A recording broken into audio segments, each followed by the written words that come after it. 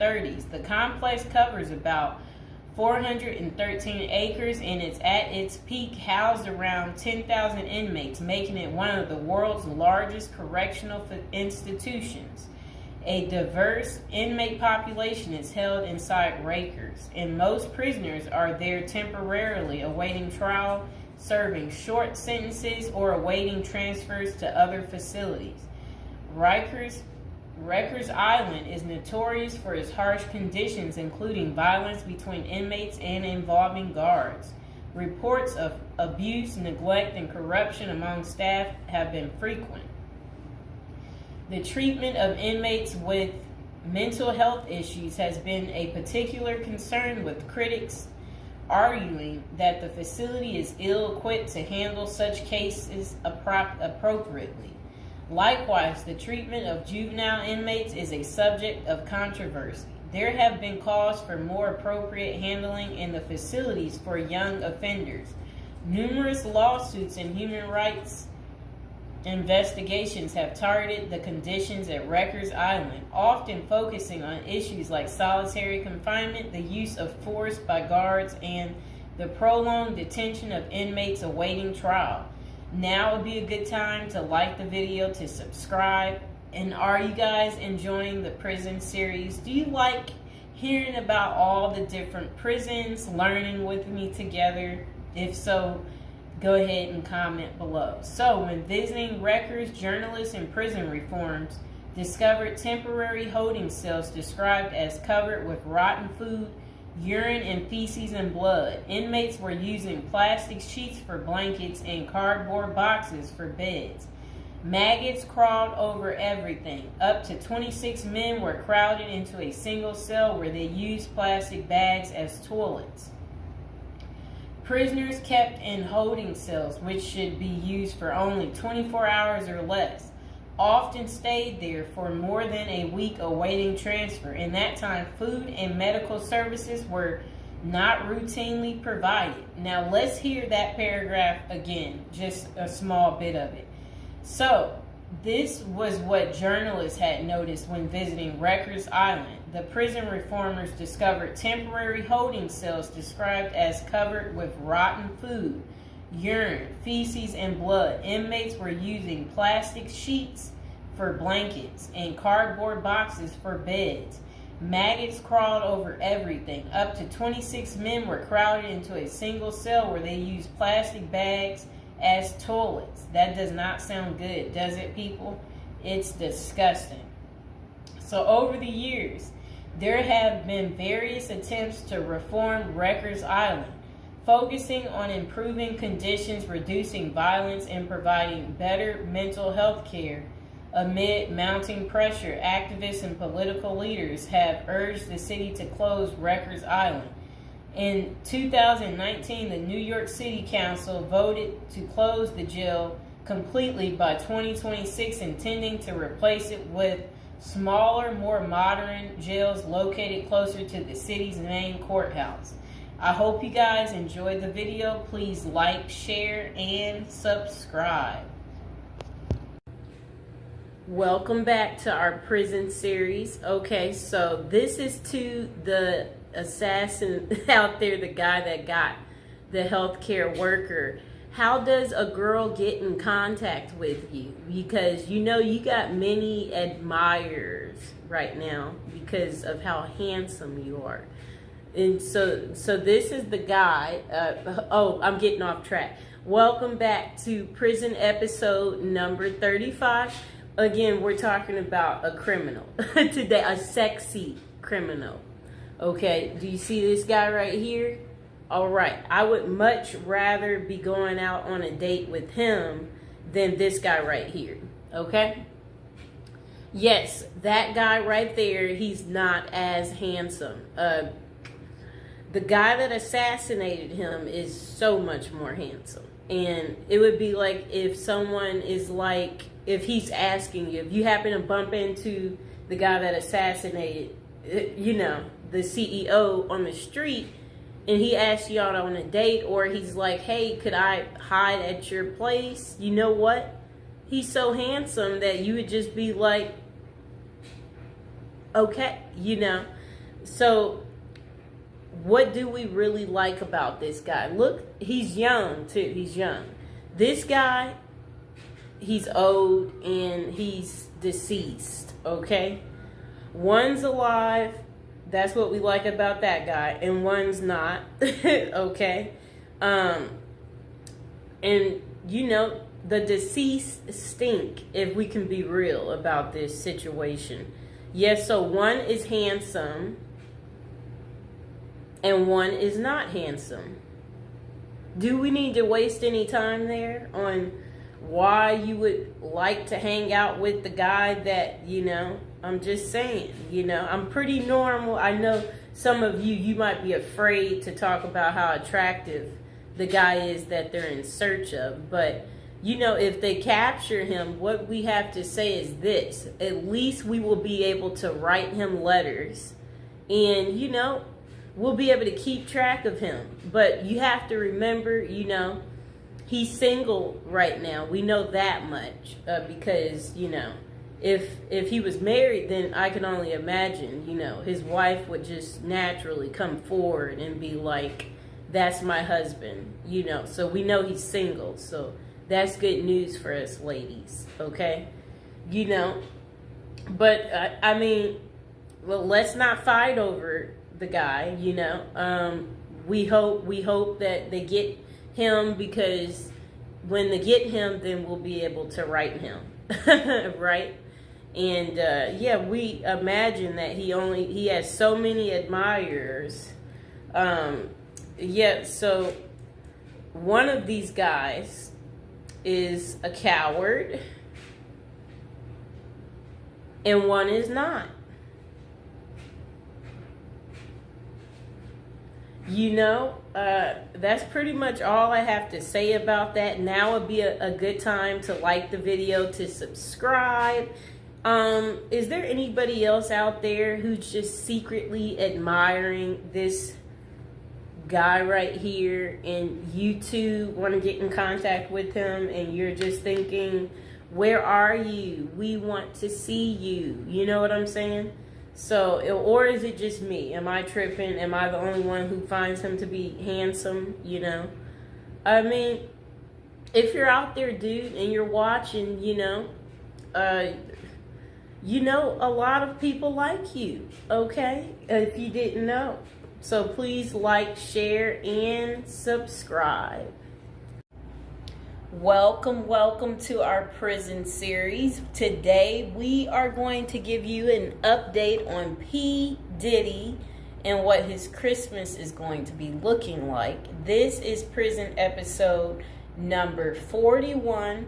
Welcome. If you're new to the channel, don't forget to like the video and don't forget to subscribe. Okay, so Sean Diddy Combs, this will be his first Christmas in jail, and it includes a basketball tournament and a holiday meal. Enough, Mr. Fox. A judge denied Diddy his third attempt at bail following a court hearing, while he awaits a federal XX trafficking trial. Okay, so let's see what else they have to say. So, all right. His holiday meal, that sounds nice. Okay, so the I'll Be Missing You singer is spending his time at the Metropolitan Detention Center in Brooklyn as he awaits his May federal trial for alleged racketeering and XX trafficking. Diddy has been behind bars since September. Combs, he's 55 years old and his fellow inmates have the opportunity to participate in a card game, dominoes, soccer, and a 3-on-3 basketball tournament. A spokesperson for MDC Brooklyn confirmed to Fox News Digital. Okay, so Diddy's Thanksgiving meal options in jail include peanut butter and jelly sandwiches after his bail was denied. Okay, so for the holiday meal on Christmas Day, Diddy's menu will feature baked Cornish hen, macaroni and cheese, cranberry sauce, dinner rolls, and a holiday dessert. Just sounds too good, people. However, the lunch option is subject to change. Aren't we excited for Diddy? He's going to be eating so good, okay? So again, for those of you who do care, if you want to write Diddy, again, he is at the Metropolitan Detention Center in Brooklyn, New York. That is where you would be able to write him if that's what you're interested in doing, and whatever you want to say to Diddy. Again, like the video, subscribe. And this will be his second holiday spent behind bars, as he was in jail for Thanksgiving as well. For breakfast, the menu included fruit, cereal, breakfast pastries, and skim milk. Coffee wasn't listed as an option, though it was available earlier that week. So lunch was served as the Thanksgiving meal for Combs and his fellow inmates, with a turkey roast, mashed potatoes and mixed vegetables, cranberry sauce, turkey gravy, dinner rolls, and butter. Assorted holiday pies were available for dessert, and if an inmate needed a meatless option, they could opt for hot and sour tofu. That was what his Thanksgiving was like. Diddy's getting all the good food, right? Do y'all like what he's getting? Are y'all going to be eating this good? Okay, so dinner was simpler, offering peanut butter and jelly sandwiches, potato chips, whole wheat bread, fruit, and a beverage option. Okay. So Diddy also spent his birthday, November 4th, at the Metropolitan Detention Center this year. Yeah. And for his meals on his big day, breakfast was the same, while lunch had a pasta option and a salad. That does sound kind of good. And dinner provided either chicken or tofu fried rice. Why is he eating this good, people? Why is Diddy eating so good? We don't want Diddy eating like this. We want Diddy to have like butter bread, and then butter bread next to butter bread. and burnt up hot dogs. We want him to have burnt up hot dogs. That's what he should get. We want him to get stale potato salad, and then spoiled rice, right? Like stuff like that. For the homeless guy I talked to the other day, he hated spinach, so maybe that's what they need to give him. Give him some spinach. I don't like beans, so feed Diddy beans. So he can be on the toilet all day, right, people? And again, now would be a good time to like the video, subscribe to my channel. Okay, so Combs was charged with racketeering, conspiracy, and trafficking by force, fraud, and corrosion, and transportation to engage in prostitution in an indictment unsealed on September 17th. If found guilty, he may face a minimum of 15 years behind bars or a maximum sentence of life in prison. What do you think it's going to be, you guys? So, Sean Diddy Combs pleaded not guilty in September, and a judge set his trial date for May 5th. So mark the calendars, y'all, for May 5th so you can see what's going on with Diddy. Is he guilty? Is he not guilty? We're going to have to wait and see. So authorities say Combs ran a criminal enterprise through his businesses, including Bad Boy Entertainment, Combs Enterprises, and Combs Global, among others. He used firearms, threats of violence, verbal and emotional, physical, and lots of other abuse to fulfill his sexual desires, according to the unsealed indictment previously obtained by Fox News Digital. The disgraced music mogul has fought to be released from jail pending trial 3 times, and his most recent attempt, denied, was on November 27th. Diddy had offered up $50 million to wait for his trial from his home on Star Island, but prosecutors insisted that the musician was a threat to witnesses and victims. Okay? So I hope you guys understand why his bail kept being denied. So again, this is Diddy's first Christmas behind bars. How do you think he's taking it? Do you think he's made friends yet in prison? Do you think he's concerned about our friend Jay-Z, or do you think he doesn't care? Or do you think he's going to speak about something, letting us know what's really going on? So, I will see you guys next time. Please like, share, and subscribe. Welcome back to our prison series. We are on episode 40, people. We're getting up there. Okay, so what's Christmas Day like in a high security prison? And this is coming from someone that spent 21 years in prison. So, they said, of course, Christmas in prison isn't like Christmas out there in the real world.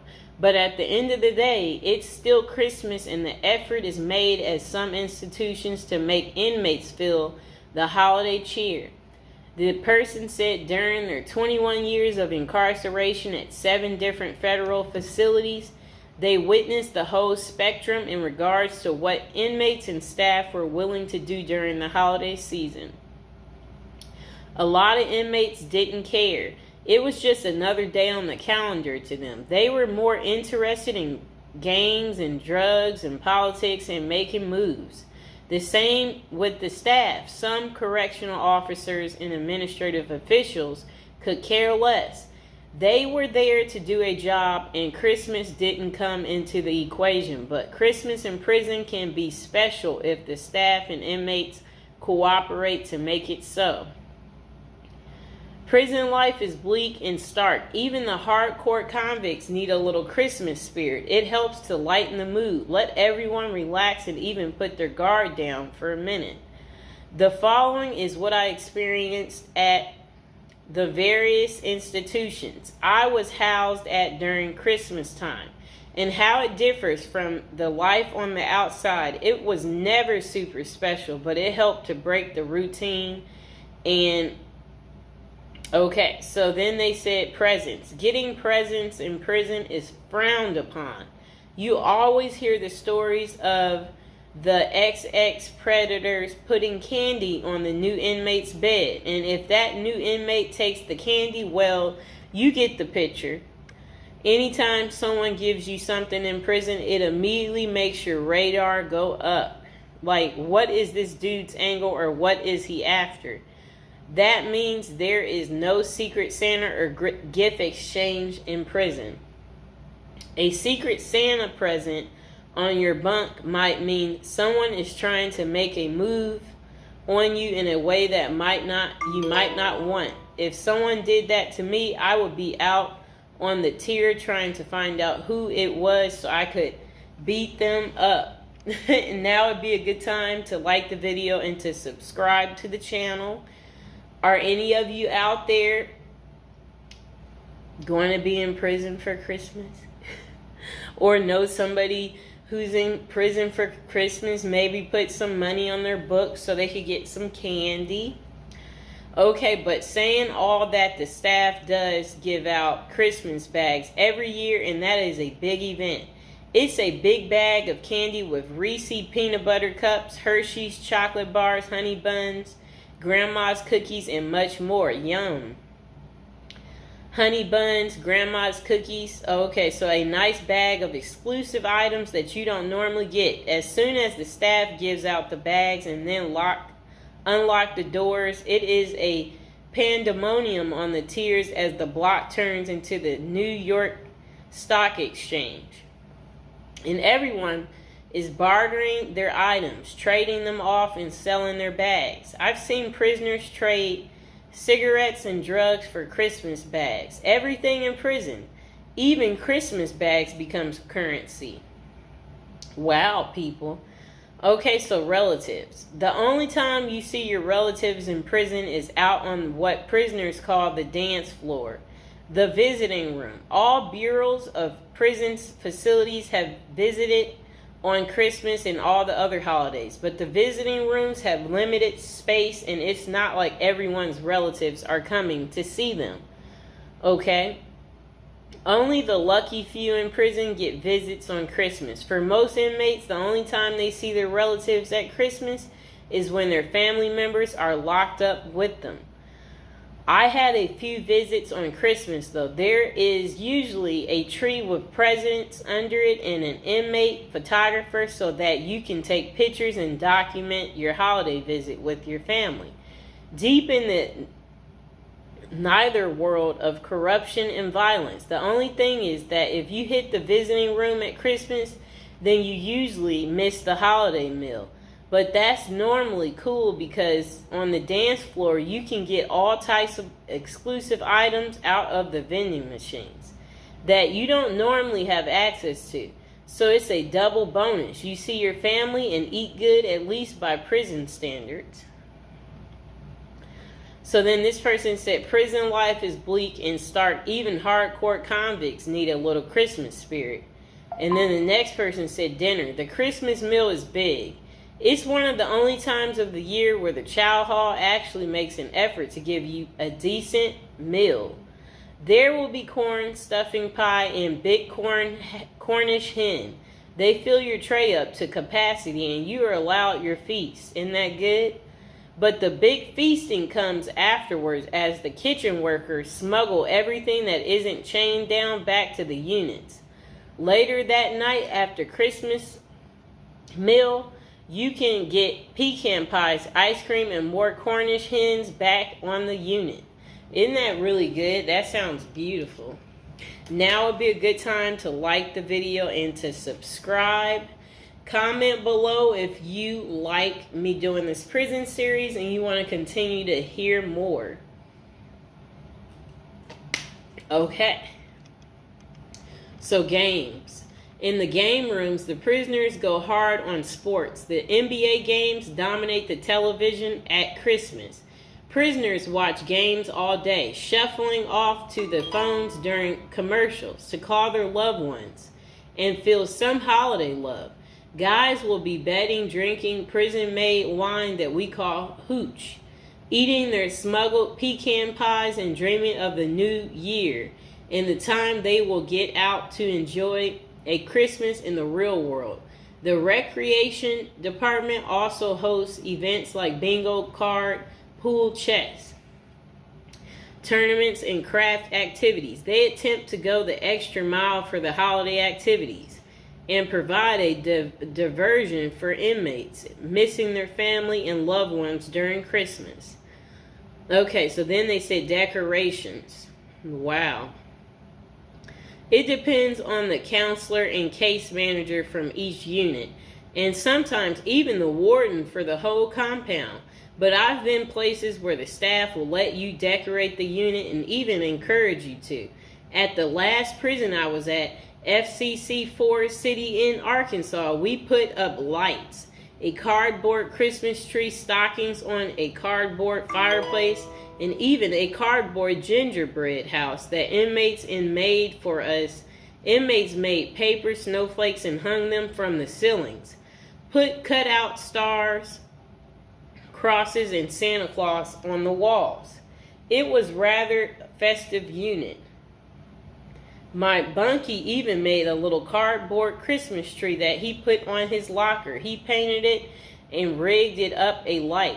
At the top, that looked like a star that shined in our cell brightly every night for my last Christmas in prison. It wasn't that bad.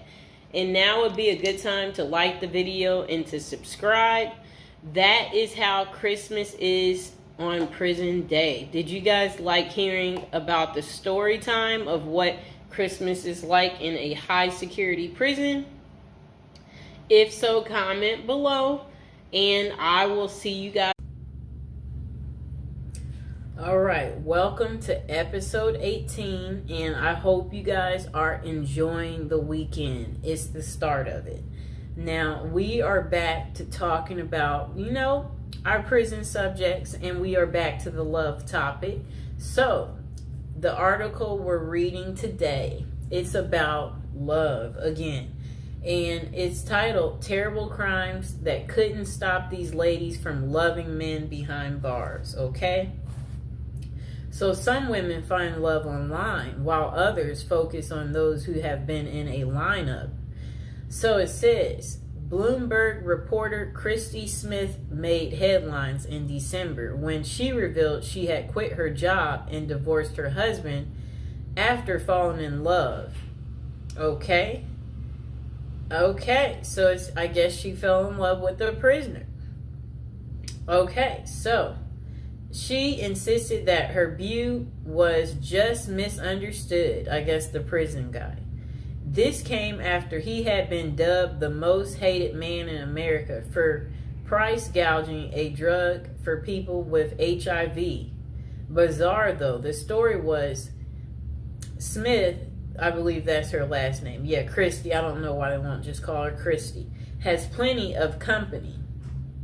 For every incarcerated man, it seems there's a woman interested in being his pen pal or more. Okay? Christy Smith, a former journalist who helped break the story of a white-collar criminal, Martin Shkreli, Wright became romantically involved with him while he served a federal prison sentence for fraud. Okay, I'm about to show her. She looks fairly normal, too. She's, normal looking lady. And, he's the genius. I'm trying to say, I guess, he thought he was the genius. He didn't know he would get caught. It's a trend explored in the book Love Lockdown, Dating, XXX, and Marriage in America's Prisons. Okay. Greenwood decided to start researching prison marriages after her own extensive correspondence with jail white-collar criminal Samuel Israel III, currently serving a 22-year sentence in Butner, North Carolina federal prison for mail fraud and investment advisor fraud. Oh no. Some of this, it does make you wonder, how do these people get into committing these crimes? Or what? How does it start? What do you get away with one thing, and then it makes you think, oh, I could do that again and get away with it, and then you keep getting comfortable enough. You get so comfortable that you keep on, and then you eventually leave footprints. Okay, so this guy, I guess his name is Israel, it said he had faked his death by staging a suicidal plunge off the Bear Mountain Bridge in upstate New York in June 2008. He turned himself in to the feds 3 weeks later, and Greenwood reached out to him whilst researching her first book, Playing Dead, about people who fake their own deaths or disappearances. They have stayed in touch for 7 years, corresponding frequently, although they have never met. Quite interesting, right, people? I think we know people like this, where you're online friends, and for whatever reason, y'all stay in touch. I don't know what that's about, why people want to do that. Because it's I don't want to do it, so I don't know why people want to do it. Okay. Throughout the half dozen years I've known Sam, he has gone from my subject to my stalker to my friend, she writes, nodding that the correspondence helped her understand the laser-like attention an inmate with little to do can lavish on a lady. For her latest book, Greenwood followed the lives of 5 couples who met while one of them was incarcerated. Okay. I don't know what that means. I'm just trying to say, whatever they wrote was very confusing what came next. So, to prison wives who have long histories with their men, MWI. Okay? Women are seen as pathetic losers, or worse yet, prison groupies. Let's just label them a prison groupie. But what she found was were relationships that were at times romantic, messy, complicated, and sometimes heartbreaking. In other words, not too unlike those in the real world. One couple includes Joe, an ex-Army medic who had worked as a prison guard at a Kansas City jail, and Benny Reed, who was serving a 10-year sentence in the maximum security Oregon State Penitentiary for the attempted murder of his then girlfriend. It shows Joe and Benny Reed, who met on a prison pen pal site on their wedding day, and they are kissing. I'm going to show the picture. That's her prison boo. You see that? How romantic. The pair met on a prison pen pal site. Joe knew the stigma of associating with a felon, but it didn't deter her. In recovery herself from an addiction to pain pills, Joe credited Benny with making me the best possible version of myself. I think these women tend to be very nurturing.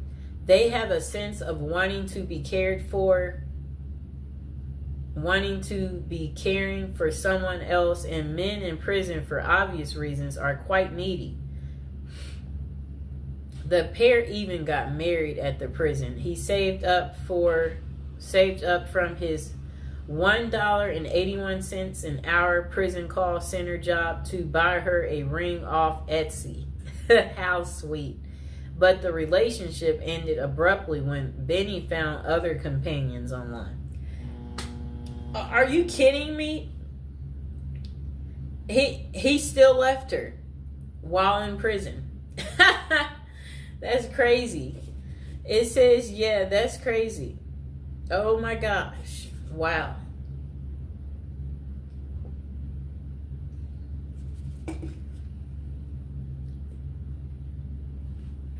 I'll reread that part for you. The pair had even got engaged at the prison. He saved up from his $1.81 an hour prison call center job to buy her a ring off Etsy. But the relationship, it ended abruptly when Benny found other companions online. Wow. Even in prison, they cheat and they're greedy. Just why do women fall for imprisoned men?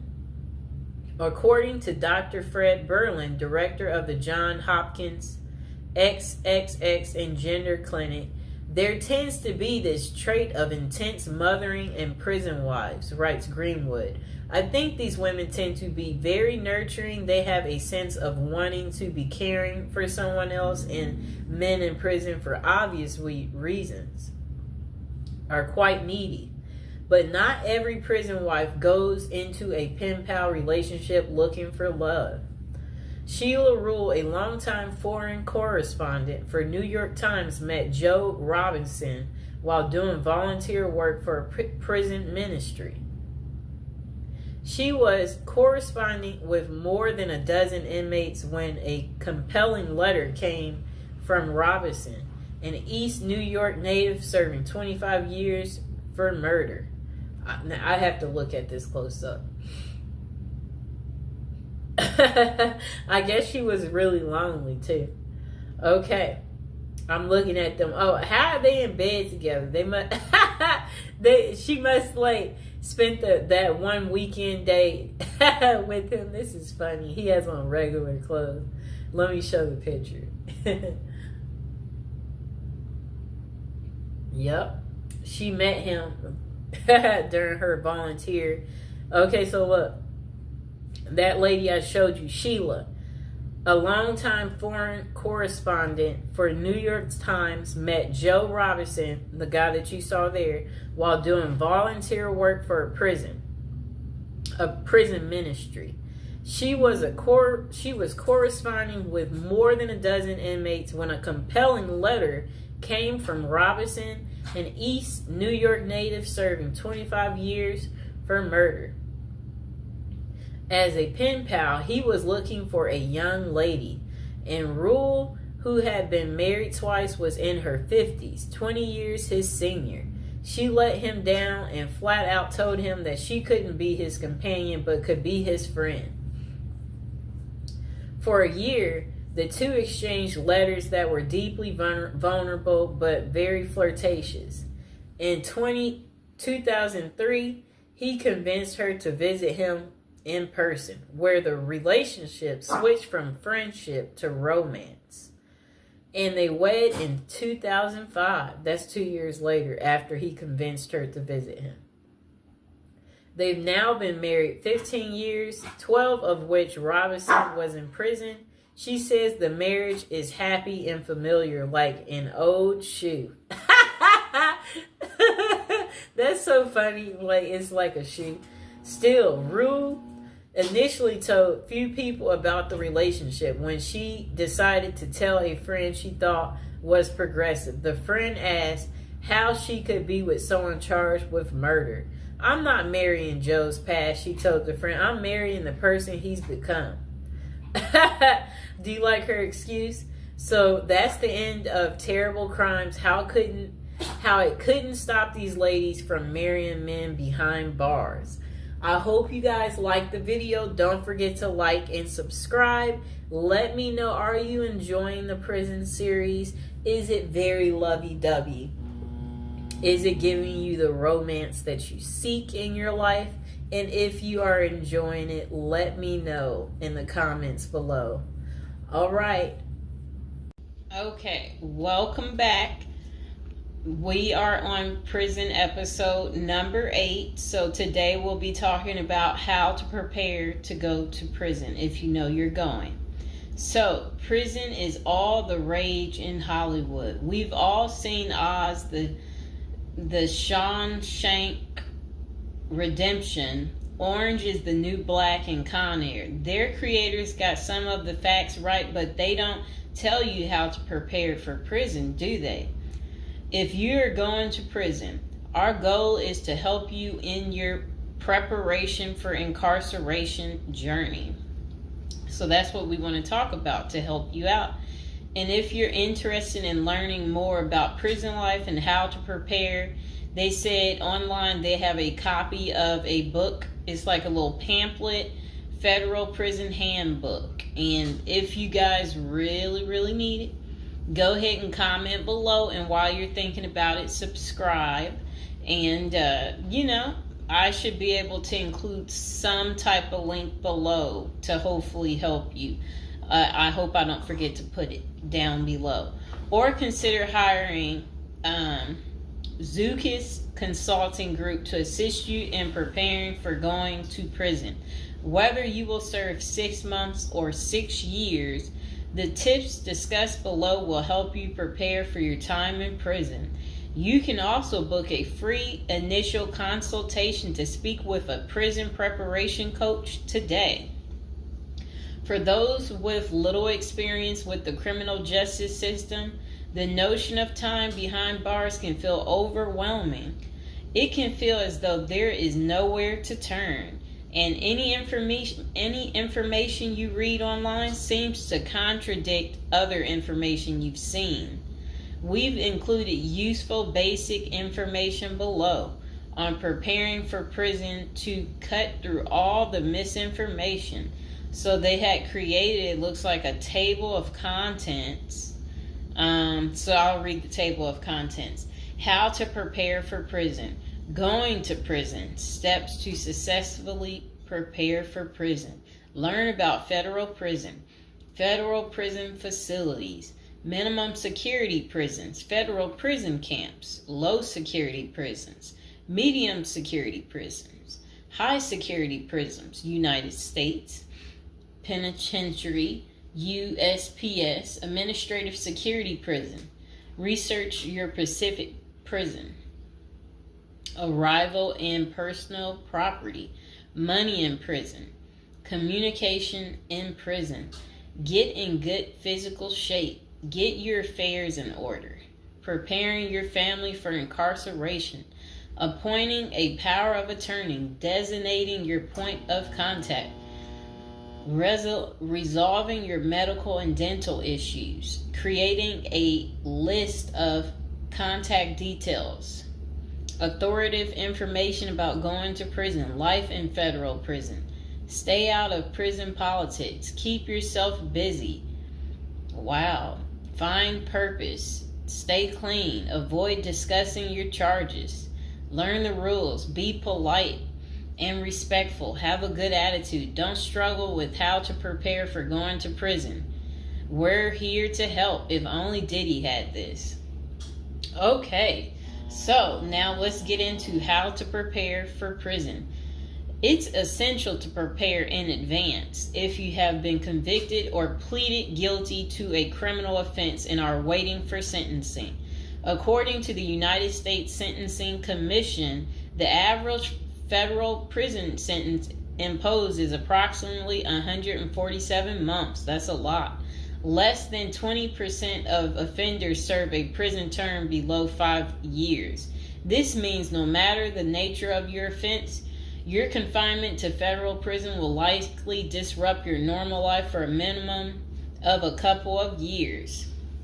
Essentially, adequate prison preparation eases the transition to your new life behind bars. It might not take away the hard realities that follow losing your freedom, but knowing what to expect and how to navigate your life inside the prison can be the difference between a smooth transition and a turbulent offset.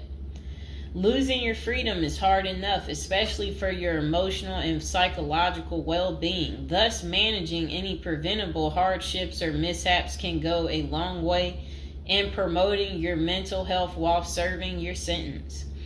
At Zeus Consulting Group, we help potential federal prisoners prepare for their incarceration by equipping them with information to navigate their life behind bars. Our criminal justice system largely fails to reform convicts.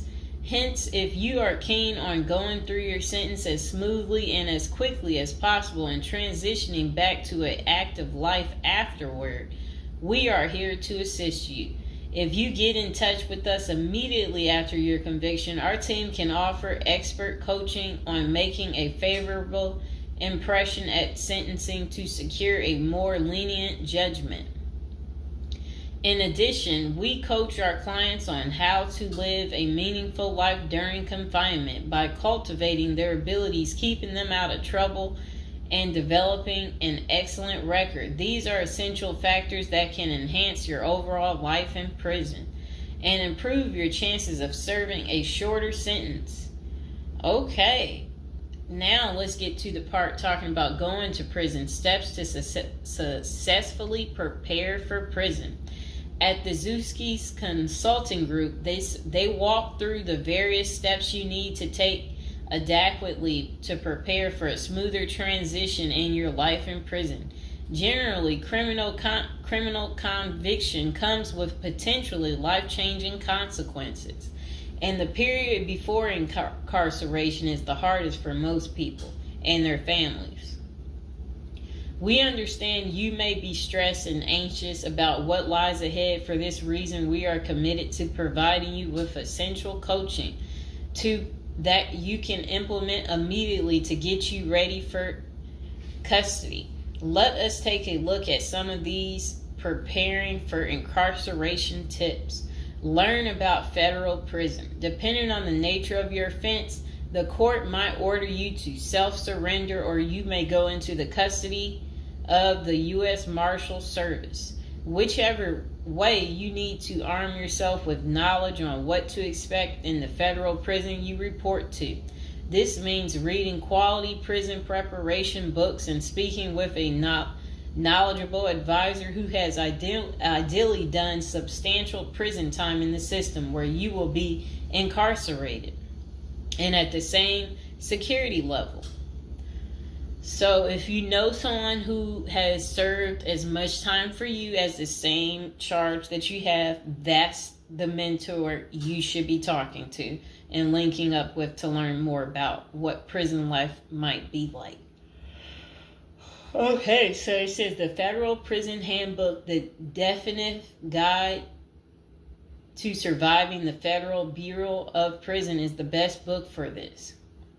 We tell it like it is and do not offer false promises to scare you into opening up your checkbooks. Take this step seriously. You must build an informational foundation to make good decisions in prison. Federal prison facilities. There are over 100 federal prisons across the nation, and they operate at 5 different security levels: minimum, low, medium, high, and administrative. The security levels are determined by features such as security barriers, presence of external patrols, detection devices, guard towers, type of inmate housing, cell or dormitory, staff to inmate ratio, internal security measures. Below is a rundown of the features of each of the security levels. Okay, so it says minimum security prisons, federal prison camps. Dormitory housing, low staff to inmate ratio, limited or no perimeter fencing, work and program oriented. Prisoners with less than 10 years remaining plus minimum violence history. Okay, so that was for minimum security prisons, which is federal prison camps. Okay, so low security prisons mostly is dormitory or cubicle housing, higher staff to inmate ratio compared to minimum security prisons, double fenced perimeter, strong work and program offerings. Prisoners with less than 20 years is what low security consists of.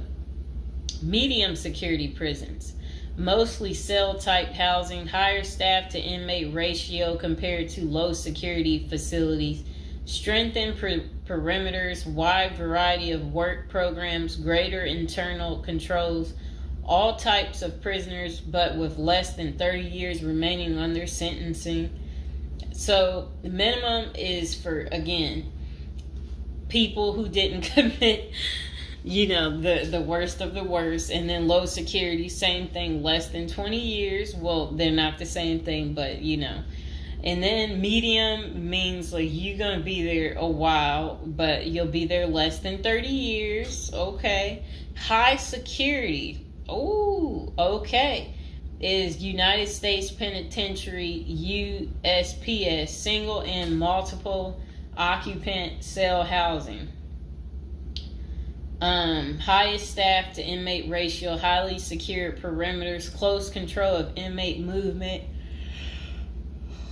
all types of prisoners, but sex offenders and informants are highly likely to be victimized. Administrative security prisons.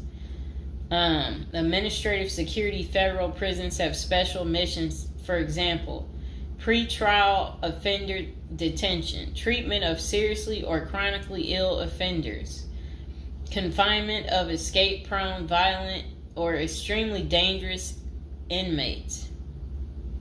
So that's administrative security prisons. So, all right. Okay, so administrative facilities include federal medical centers, federal detention centers, the federal transfer centers, and others. Please see our Administrative Security Federal Prisons page for more information about these institutions. Operations and privileges such as leisure time vary widely at each security level. At the Zuskis Consulting Group, we can help you understand the implications of being held in any prison, regardless of the security level. But generally, through the Federal Bureau of Prisons, BOP, ultimately decides where to confine you. Your attorney may request your designation to a facility that best fits your needs. Okay, just a moment.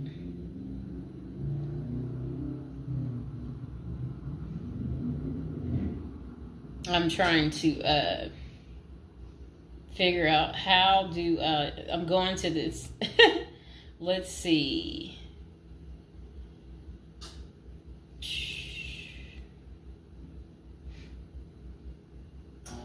Know why I keep getting these numbers calling.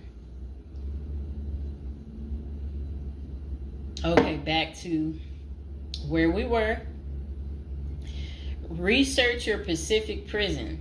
If you are ordered to surrender, go to our federal prison profile section and locate the Pacific profile of your upcoming prison. Once there, you can read about the particular prison and life therein. You can also download the prison's admission and orientation handbook and commissary forms. These will provide an overview of opportunities available at the prison and protocols for education, recreation, housing, health, psychology services, and more.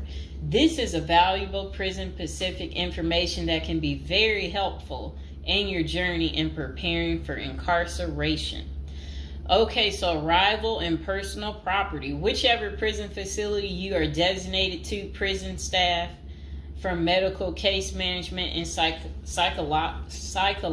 psychology services interview and screen you upon arrival. Later, you join the admission and orientation program for formal orientation into the facility's procedures, programs, policies, and services. Moreover, BOP restricts the personal property you can take when entering the prison or retain during your stay. Criminal defendants who self-surrender to their institution may keep the following items: plain wedding band, plain earrings for females, legal documents, orthopedic or medical devices, approved religious items, prescription glasses.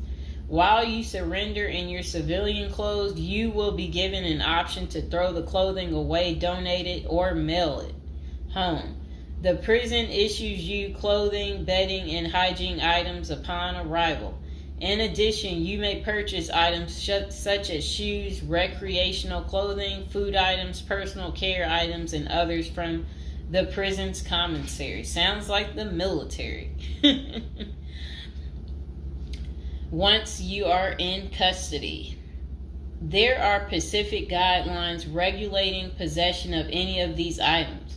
We at the Zuski Consulting Group can help you get ready for custody by explaining these processes and privileges. Money in prison. You can have money in federal prison, but the funds remain in your inmate trust fund account. These funds may be used for commissary purchases, telephone, email, and other authorized activities. Appoint someone you trust to act as a business or financial manager.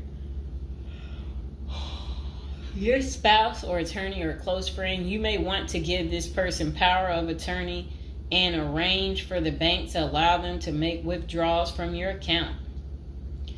Arrange to have them send money monthly or quarterly if you can afford it. Ask for between $400 and $700 a month. This will allow you to spend $360 at the commissary each month.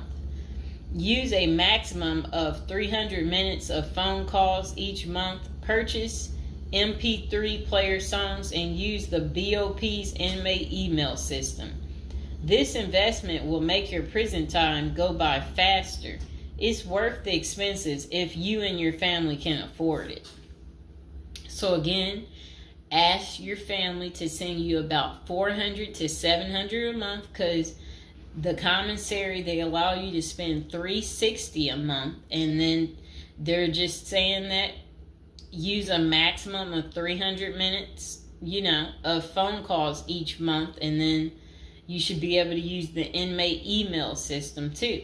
In addition, your family and friends can send you money through MoneyGram, Western Union, United States Postal Service. Please see our page on sending money to federal inmates to learn more.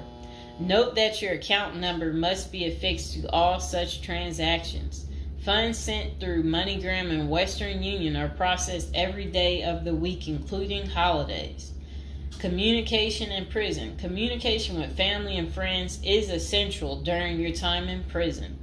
In addition to fostering your emotional well-being, maintaining ties increases the possibility of successful re-entry into the community. The Bureau of Prisons provides the following communication avenues for prisoners and their families and friends. Inmates and receiving parties have the option to pay for phone calls. The scaled-down email service allows federal inmates to email with approved contacts, but the inmate must pay for any time spent drafting or reading emails. Inmates may send and receive mail through the U.S. Postal Service. Prisoners may receive subscriptions directly from the publisher without prior approval, newspapers, magazines, and journals. Okay. Get in good physical shape. Exercise has immense health benefits, both physical and mental. It is normal to get depressed as you contemplate preparing for incarceration. However, exercise can help keep stress levels down and allow you to focus on what matters most, creating a positive transition to better your experience in prison. You will have plenty of time in prison to develop good fitness. However, starting now is beneficial as you equally need your energy levels at peak as you rush against time to get your affairs in order. Moreover, if you end up confined, especially in a higher security facility, looking physically fit may play to your advantage, though you should purpose to stay out of all conflicts at all costs. There probably isn't any pressuring need to learn how to fight if you are housed at a camp. Minimum security or low security federal prisons. But if you're headed to a higher security level, you may want to hire a personal trainer to become as fit as possible, even if that just means looking tough. So if you're at a higher security level, you might encounter more threats. That's what they want you to know. While we don't advocate employing violence, conflict avoidance is almost always the best answer in prison. It's not the worst idea to consider taking self-defense classes to learn how to protect yourself. This is an essential piece of how to prepare for prison. Violence in prison is genuine concern, and people do get hurt. A fight is never a good idea, but you need to prepare in the event of everything going wrong and escalating into conflict. Get your affairs in order. Going to prison is the last thought on anyone's mind. Even when your case goes to trial, you always hope there's a chance of fighting the allegations and winning the case or earning a lenient sentence. That does not involve imprisonment. It is understandable if you are still in denial and hoping the case might turn out favorably. However, denial only works against you, as it may hinder you from taking advantage of the short time you have to get your affairs in order. Before losing your freedom, even if there is a slight chance of getting a lenient sentence, preparing for prison is essential if things don't go as expected. Some of the matters you need to take care of include preparing your family for incarceration. Your family will be devastated by the idea of you being locked up and the potential dangers it might subject you to. It may take a while before they come to terms with the likelihood of living without you. However, you need to sit down with them and discuss life without you. If you are the primary provider, you may need to organize how bills will be paid in your absence. This may even mean working at downsizing the family's lifestyle if there are not enough funds to maintain the same lifestyle. If you live alone, you need to make arrangements for your property so that debts do not accrue in your absence. If you have young children, they may not understand the long-term implications of your absence at the moment, but it will soon affect them, so you need to plan the best way to help them cope. Consulting a psychologist is vital, as they can suggest ways to help both you and your family cope in the short and long term. Lastly, it would be best to inform your family that they can reach you either through email or written correspondence. They should also expect you to call them regularly or through video visits whenever possible. While preparing for incarceration is critical, maintaining family contact while you are away is equally as important. Okay, next is about appointing a power of attorney. Generally, a power of attorney grants another person the ability to control your affairs in your absence. This could be your spouse, parent, child, sibling, or trusted friend. If you appoint someone other than your spouse, you could grant the power to two people who should consult each other before making any decisions about your affairs. This may eliminate conflict and guarantee extra safeguards against misuse of the powers. As you do this, ensure you draft a financial plan on how the finances should be utilized while you are in prison. You may also want to create a rough budget of your financial needs in prison and coordinate how the money will be channeled to your commissary account. Designating your point of contact. Before surrendering to prison, ensure you identify a primary point of contact. This could be a family member or a close friend. We can work with this primary point of contact as questions or issues arise. Additionally, this person will be able to better advise your family and friends of your status, location, and information. Please note that prison staff seldomly release information to family members. For example, if your family calls your unit team seeking information about your status or healthcare matters, they will not release information. With this being said, we have our clients sign a release information authorization, thereby enabling prison staff to disclose information to our team members. Next says resolving your medical and dental issues. Medical and dental services are available in federal prisons. However, they may not match the standards of your current providers. Care is often substandard, slow, and usually not forthcoming. This is a crucial element in preparing for prison. You will do yourself a big favor by dealing with this now and not waiting until you are in prison. If you have pre-existing medical and dental issues, get an evaluation from your doctor before surrendering. Likewise, it can be a very good idea to update your glass prescriptions and resolve any dental matters before surrendering.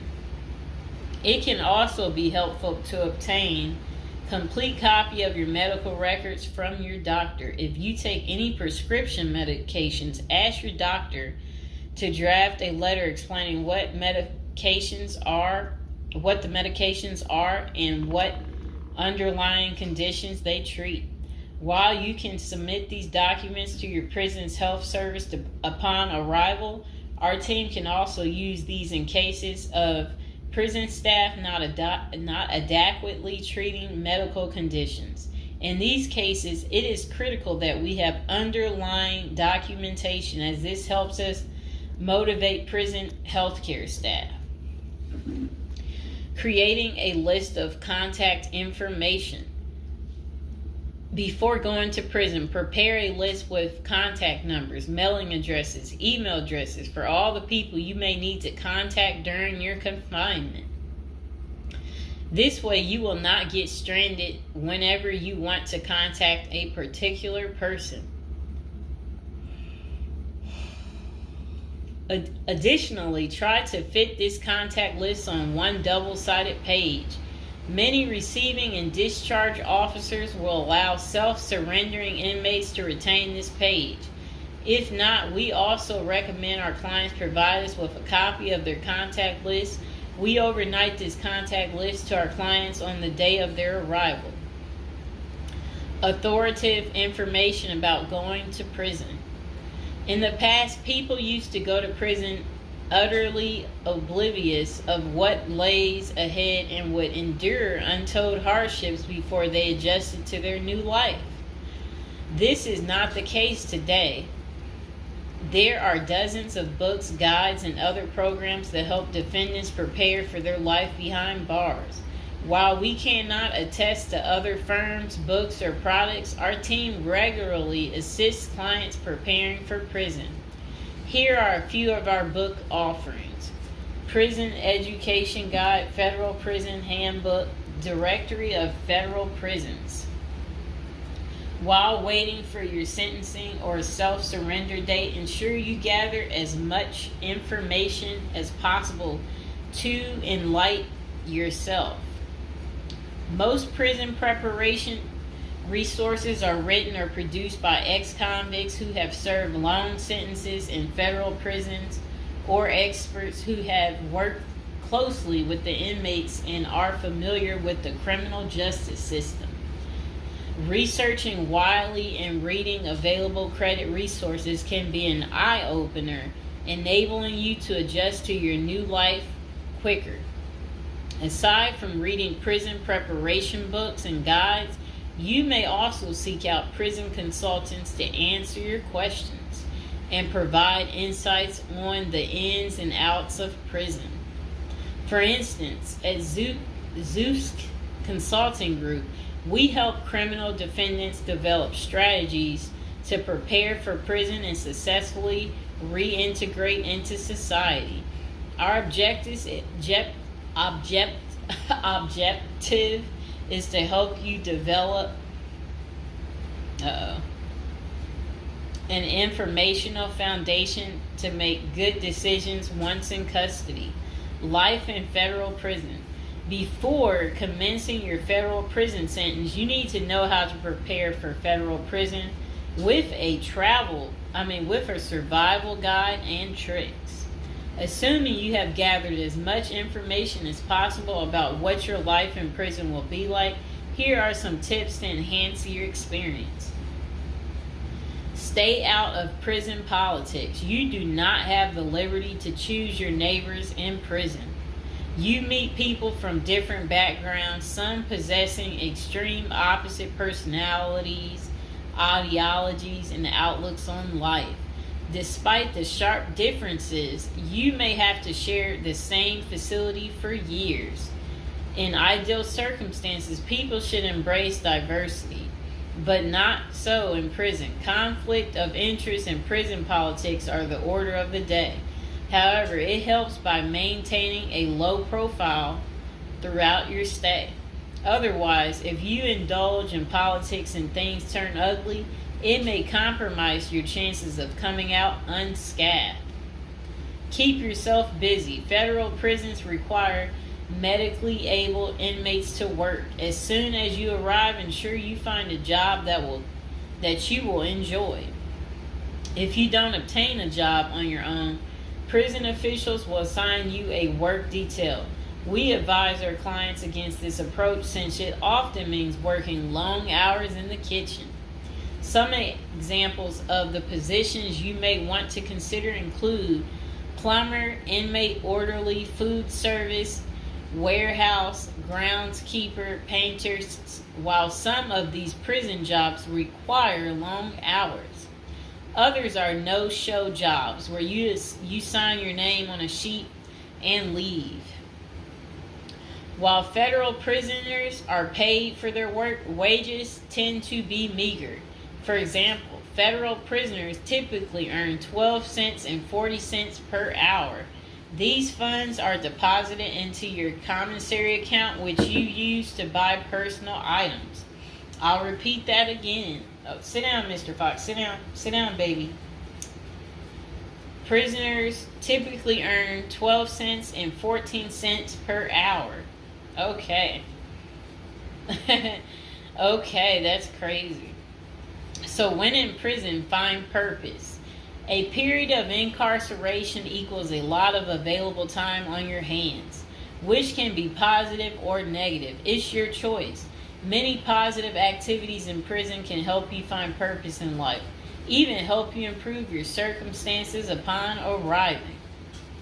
College correspondence courses, writing, exercising, and teaching in the prisoner's education department are just some examples of many activities you can become involved in, which will give you purpose. This purpose will help carry you through your sentencing.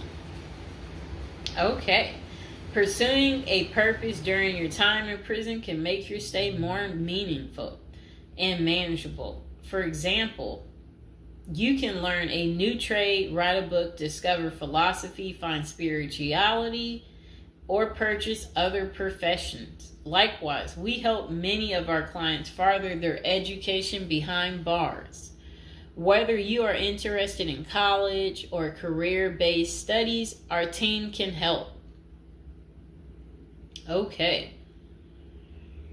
In addition to keeping yourself busy and avoiding falling into a depressive state, finding purpose behind bars may equip you with relevant skills for successful re-entry into the community upon your release. This is critical. If you work, you are prepared for a period of incarceration.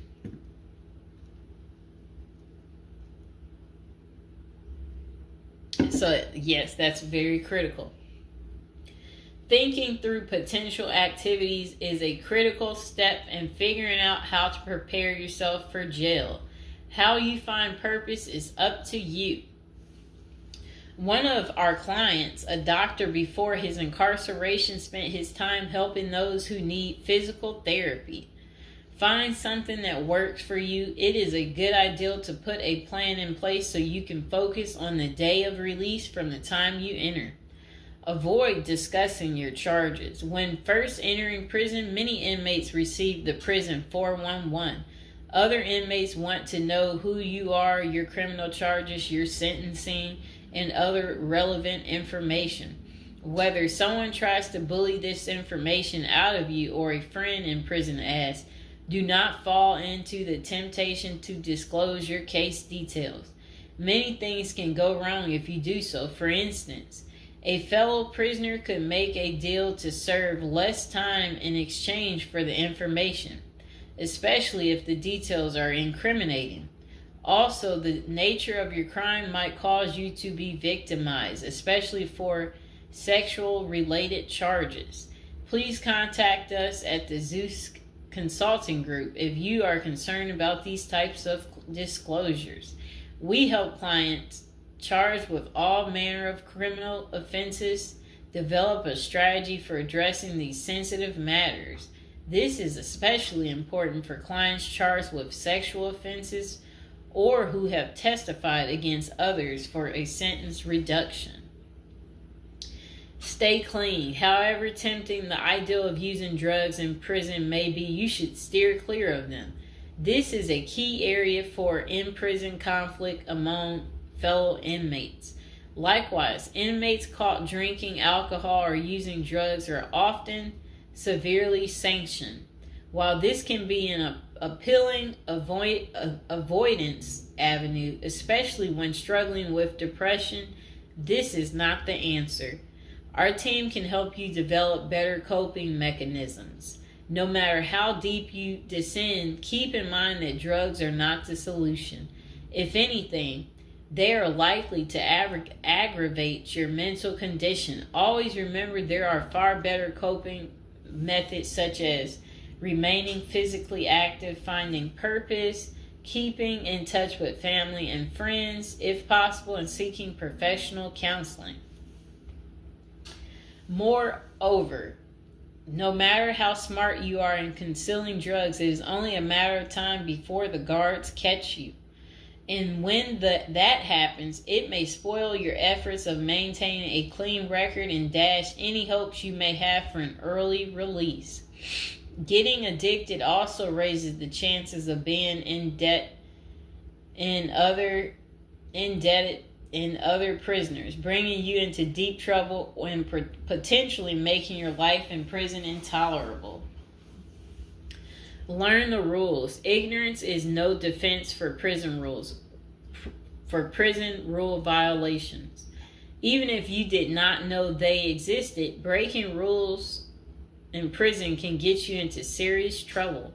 Educate yourself as much as you can about the prison system, and particularly your upcoming prison facility. If possible, obtain a copy of the official rule book and read it thoroughly. And note, the team at the Zeus Consulting Group regularly defends clients in prison disciplinary hearings. Our team can research the underlying incident, draft a statement for you to issue to the disciplinary, and manage all internal appeals challenging a conviction. Then it says, be polite and respectful. Prison staff is often overworked and inmates tend to be depressed or otherwise dealing with personal issues. Since serving time in prison is often unpleasant, practicing active conflict resolution techniques is important. Tempers are likely to flare quickly, and you do not want to step on anyone's toes. As a general rule, being polite and respectful is the best way to survive in prison, while reducing headaches and other interpersonal conflicts. Even when a staff member is unreasonably demanding, avoid engaging in actions that might make them feel challenged. Being polite and respectful can go a long way to making your time more manageable. Next thing is to have the right attitude. The moment you enter prison, your life takes a turn. You might lose friends, family outside of prison. Even those you did not expect to abandon you may just do that.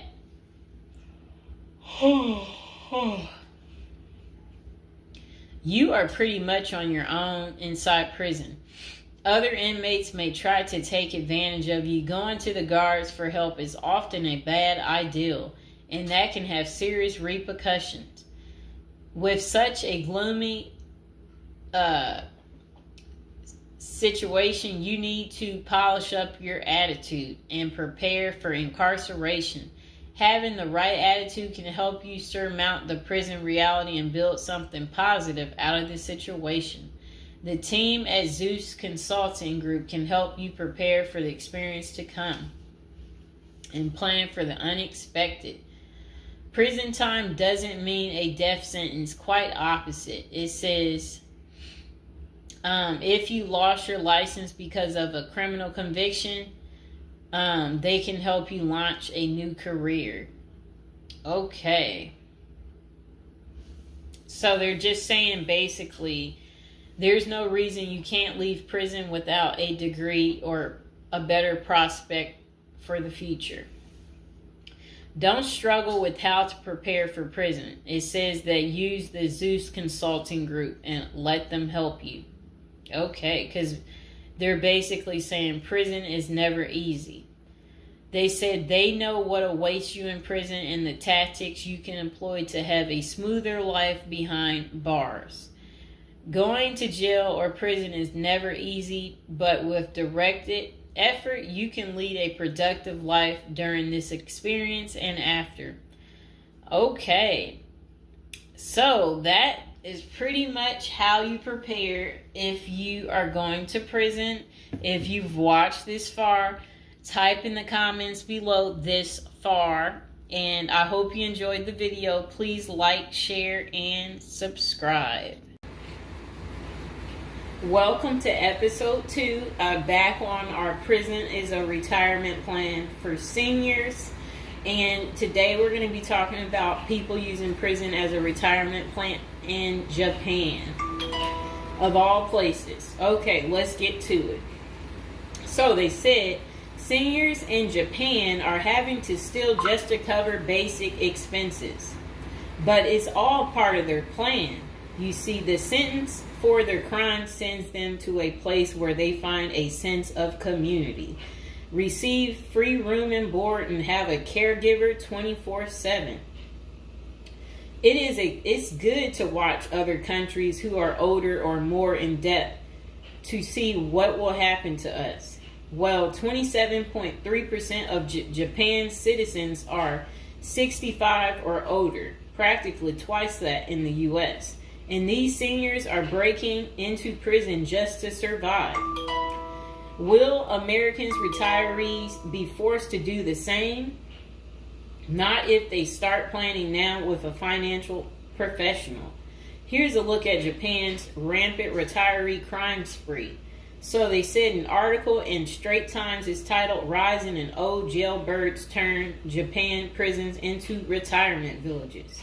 It points out that a record 47,632 people in Japan aged 65 or over were arrested in 2015. Over 70% were caught for petty crimes such as shoplifting. When retirees have to steal just to survive, it's clear that their plan didn't include saving enough money to cover basic living expenses. What's worse is that Japan's elderly inmates are rehabilitated, kicked back into society, and stuck in the same boat they were before. They haven't gotten any younger, and they still don't have enough income. So do they get a job and start saving for their slow-go years? No, they steal a bunch of bananas for breakfast and get thrown right back into the slammer.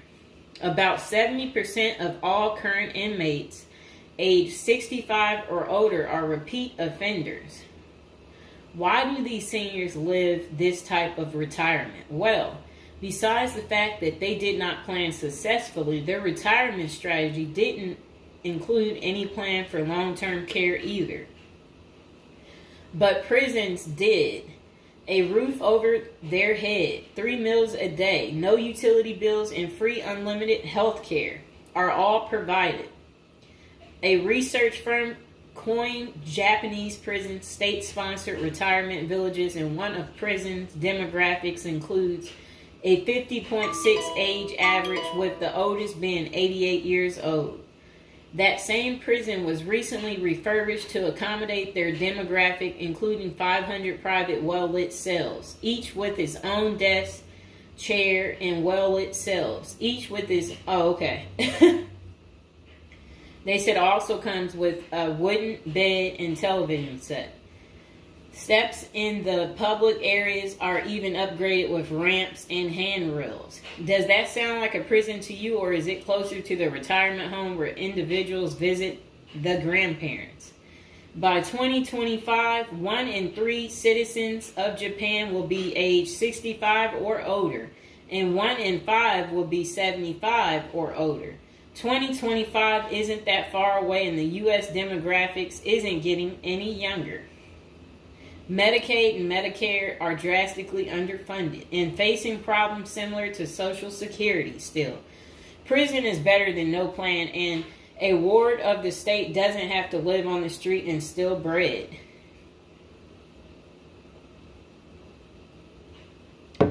Okay, so that was pretty much the end of that. Do you guys feel sorry for them? Do you agree with it? Is this still your plan, your retirement plan, since you didn't plan? Or is it your backup plan? Is your plan A, plan B, plan C? Well, we will do another video about this coming up. Just be patient, and we will get to it, and we will find